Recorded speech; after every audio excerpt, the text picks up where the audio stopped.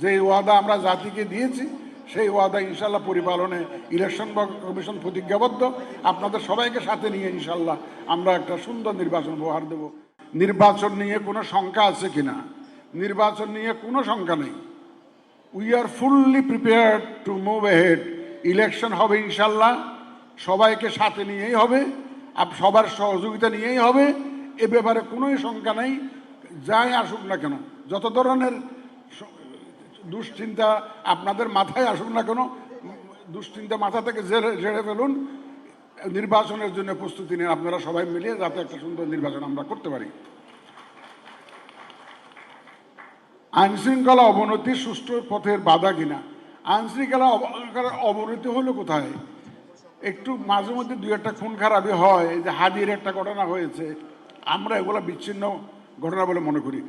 এই ধরনের ঘটনা তো সবসময় ছিল। আগে কি আহসানুল্লাহ মাস্টার খুন হয় নাই?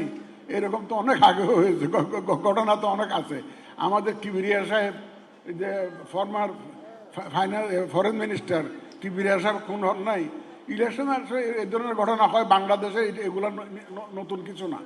সুতরাং আইনশৃঙ্খলা পরিস্থিতির বরং উন্নতি হয়েছে। আপনার 5ই আগস্ট 24-এর সাথে তুলনা করুন।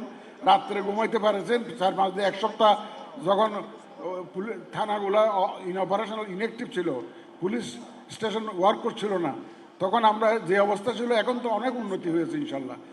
আমরা তো এখন শান্তিতে চলাফেরা করতে পারতেছি, রাস্তাঘাটে চলাফেরা করতে পারতেছি, শান্তিতে ঘুমাতে পারতেছি। তো আইনশৃঙ্খলা পরিস্থিতির অবনতি হয় নাই।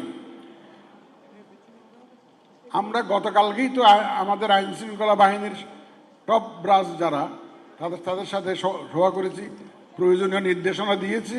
ইনশাল্লাহ আমাদের আইনশৃঙ্খলা বাহিনী সম্পূর্ণ প্রস্তুত, যে ভবিষ্যতে যাতে ইলেকশনের সময় পর্যন্ত যাতে শান্তি শৃঙ্খলা যাতে বজায় থাকে এবং সুষ্ঠুভাবে যাতে নির্বাচন আমরা করতে পারি। আমাদের আইনশৃঙ্খলা বাহিনী তাদের একদম সম্পূর্ণ প্রস্তুতির কথা গতকালকেই আমাদেরকে জানিয়েছে। আপনারা হয়তো মিডিয়াতে দেখেছেন। ইনশাল্লাহ নিশ্চিন্ত থাকেন, নির্বাচন সঠিক সময়ে সঠিকভাবে একটা সুষ্ঠু সুন্দর নির্বাচন, প্রতিযোগিতামূলক নির্বাচন ইনশাল্লাহ আমরা দেখতে পাবো। যে ওয়াদা আমরা জাতিকে দিয়েছি সেই ওয়াদা ইনশাল্লাহ পরিপালনে ইলেকশন কমিশন প্রতিজ্ঞাবদ্ধ। আপনাদের সবাইকে সাথে নিয়ে ইনশাল্লাহ আমরা একটা সুন্দর নির্বাচন উপহার দেব। আপনাদের সবাইকে ধন্যবাদ।